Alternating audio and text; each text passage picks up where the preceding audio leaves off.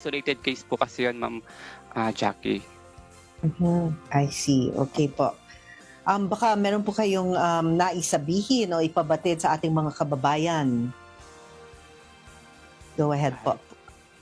Ayun po, nagpapasalamat po ako, Ma'am Jackie, Ma'am Annie, sa pagbibigay po sa akin ng opportunity na maging guest po sa Serbisyong Bayanihan po ngayong hapon. Isa pong karangalan na makasama ko po kayo at makita ko po kayo kahit sa screen or sa Zoom lang po. Napaka-humble naman itong si Doc Jason. Yes. Very young, hindi namin alam. Grabe, Miss Annie! Yes, Kung pwede May- nga sa kanya, tinatanong ko kasi baka wala pa siyang 18, no? correct. Very young. Imagine, 3 na pala yung anak. Ang sekreto, Yeah. tinanong mo, hindi kumakain ng baboy, manok, Yes, baboy at beef, baka at manok. opo, Yes. madalas lang gulay at isda. Ayan, salamat sa Diyos, ha? Doon sa mga mahilig dyan, ha? Alam ko, Miss Jackie, guilty tayo dyan, ha?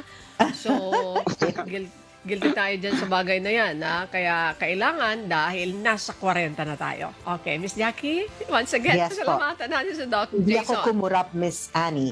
So, kami ni Miss Annie ay nagpapasalamat Thank you po. sa integrative medicine ng ating doctor na napaka-bait, ang matalino, and parang talagang batang-bata, parang grade school, Miss Annie. And sa susunod, madami po tayong natutunan. So maraming salamat kay Dr. Jason Sanchez. Sa uulitin, thank you po for your time.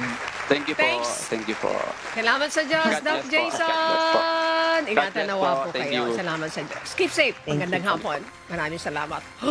Nakakashock, ha? Okay, Yes, mga Miss kasama. Annie. Napakabata. Mga kasambahay, yun palang kanyang sikreto. Ayun, mga kasambahay, tandaan nyo yung sikreto niya, pampabata yon. Standby po, magbabalik pa rin ang Serbisyong Bayanihan.